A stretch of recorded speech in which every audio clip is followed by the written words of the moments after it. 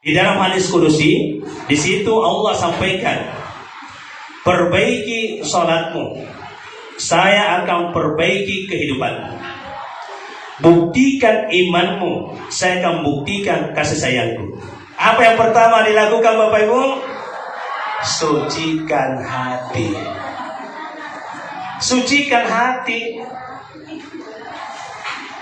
Hati yang bersih adalah sumber kesuksesan, kebahagiaan dunia akhirat dari Allah. Inilah yang kita laksanakan. Ia nih bukan ke rilalat tuota.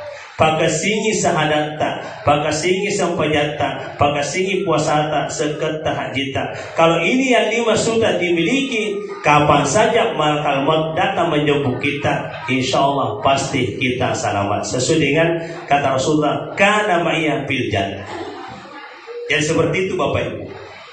Jadi untuk membawa diri kita supaya bisa selamat, saya singkatkan saja. Pertama adalah syahadat. Banyak yang mengakui asyhadu an la ilaha illallah wa asyhadu anna muhammadar rasulullah. Aku bersaksi bahwa tiada Tuhan selain Allah dan aku bersaksi bahwa Muhammad adalah rasul Allah. Tapi ini tidak cukup kalau hanya diucapkan saja. Tidak cukup kalau hanya omongan saja. Harus dibuktikan Bapak Ibu. Jadi syahadat itu adalah pondasi kehidupan. Ya, syahadat itu adalah pondasi kehidupan. Jadi ada lagi buku saya satu, ilmu tauhid.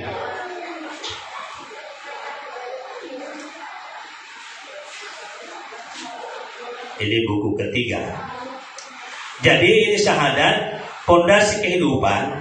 Kalau orang bagus tauhidnya, bagus syahadatnya Bapak Ibu, insya Allah dunia akhirat pasti selamat, pasti sukses, pasti bahagia.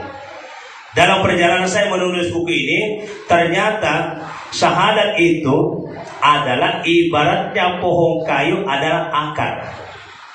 Jadi urna ajue. Coba kita perhatikan nih. Dari kobakasing urna ajue, biar datang angin kencang, yang patah kiri kanan tangkainya, yang penting akarnya kuat, insya Allah akan tumbuh tangki baru. Begitu Bapak Ibu ya. Ini filosofi hidup. Jadi dalam kehidupan kita harus betul-betul perkuat kita punya 2 kalimat syahadat atau kalimat tauhid. Jadi Bapak Ibu, Allah berkalam, wa'budullaha wa la tusyriku bi syai'an. Sampai puang Allah Ta'ala ini aja tapak 2. Jadi kita disuruh menyembah kepada Allah dan kita dilarang menduakannya. Jadi menyembah di situ aplikasinya adalah salat. Di dalam hadis kudusi, di situ Allah sampaikan, perbaiki salatmu, saya akan perbaiki kehidupanmu. Buktikan imanmu, saya akan buktikan kasih sayangku. Jadi Bapak Ibu, ini pernyataannya Allah di dalam hadis kudusi. Dari komelok kina pada cengi atau Tuhan Allah Ta'ala, kaya kimakareso. Pada cengi mo sampajamu, ia tosi pada cengi kehidupanmu lino akhirat. Kenapa? Karena salat itu kunci segala kebaikan. Jadi orang yang sudah benar salatnya, orang yang sudah berkualitas salatnya, insya Allah akan berkualitas semuanya. Dari segi pendidikan, insya Allah akan berkualitas. Karena sumber segala kebaikan ada pada salat. Apa kata Rasulullah? As-salatu miftahu ala kulli khair. Salat itu adalah kunci segala kebaikan. Jadi samalah juga kalau kita mau memulai pendidikan terhadap anak adalah salat. Apa kata Rasulullah? Muru auladakum bis salat wa hum abana'u sabasini wa daribuhu 'alaiha wa hum abana'u asar sini. Parentangi anak-anakmu masa panjang dari umur 7 tahun. Jadi ini metode pendidikan. Jadi pendidikan yang paling pertama harus kita suguhkan sama anak adalah sholat. Jadi pada usia 7 tahun Rasulullah di situ sudah perintahkan anak-anak kita muru auladakum bis shalah. Saya analisa, saya telusuri hadis itu, kenapa Rasulullah memerintahkan sholat pada umur 7 tahun, bukan 6 atau 5 atau 8. Ada apa dengan angka 7? Ternyata hasil penelitian saya, angka 7 ternyata iblis sudah mulai berbisik ke dalam anak kita. Jadi dari umur ini 7 tahun tuan anak bapak ibu, pamulan itu iblis berbisik. Nasuri di lausal anak-anaknya.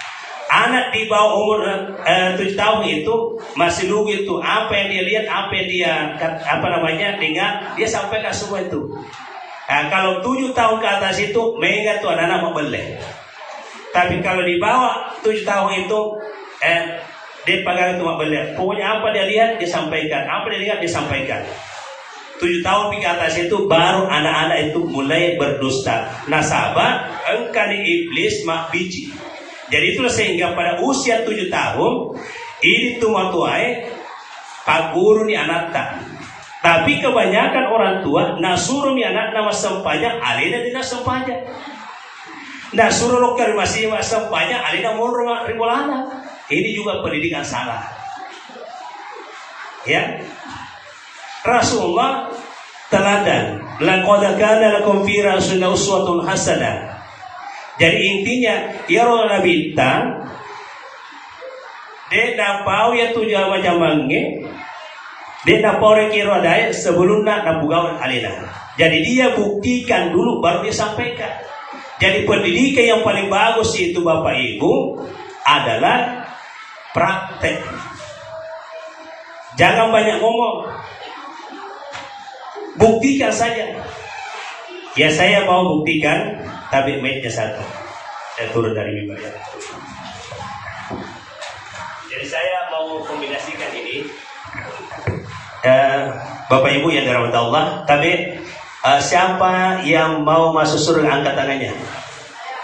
Coba angkat tangannya. Angkat tangannya, tapi ya Pak anggota DPR angkat tangan juga ya. Mau semua? Iya, mau semua tuh angkat tangan. Siapa yang mau masuk surga ikuti saya. Ikuti saya. Ikuti saya. Ikuti saya. Ikuti saya. Ikuti saya. Ikuti saya. Tangan di bahu. Pak anggota DPR mana bahu tangan? Mohon maaf ya. Terjebak Pak anggota DPR. Ini pembuktian mana lebih berpengaruh, gerakan atau omongan? Gerakan. Beliau saja gerakannya tangan di bawah, lari ke hidung, karena dia terlena. Jadi inilah buktinya bahwa kerja itu lebih penting daripada ngomong, begitu Pak. Ya, maupun Anda Pak anggota DPR, tahu sambil bicara Pak sama masyarakat, buktikan saja, kasih saja bantuan terus di sini, insya Allah. Karena terbukti kan? Omongan saya, tangan di bawah kok bahunya ada di sini. Ya kan itu? Sama juga kalau kita mau masuk surga. Siapa yang mau surga? Saya. Mana buktinya? Nah, kalau kita mau masuk surga harus ada bukti. Buktinya apa? Ya, ilmunya saya berikan dulu ya. Siapa ingin ke surga, pintu selalu terbuka. Siapa ingin ke surga, pintu selalu terbuka. Tak mau jadi miliki hanya untuk orang suci. Carilah pintu surga dengan amal sendiri. Carilah pintu surga dengan amal sendiri. Hindarkanlah semua perbuatan yang keji. Hindarkanlah semua perbuatan yang mungkar. Amalkanlah Al-Quran, jadikanlah pedoman. Buatlah rasa dendam, timbulkan kasih sayang. Kalau mau lebih jernih suaranya, silakan buka di YouTube. Ada di YouTube itu, hanya ini suara saya masih serak-serak. Jadi Bapak Ibu yang dirahmati Allah, jadi siapa yang mau masuk surga angkat tangannya. Nah, apa yang pertama dilakukan Bapak Ibu? Oh, dia fokus. Apa yang pertama dilakukan Bapak Ibu? Sucikan hati. sucikan hati. Hati yang bersih adalah sumber kesuksesan, kebahagiaan dunia akhirat. Hati yang bersih, insya Allah kualitas pendidikan, akhlak mulia otomatis akan terwujud.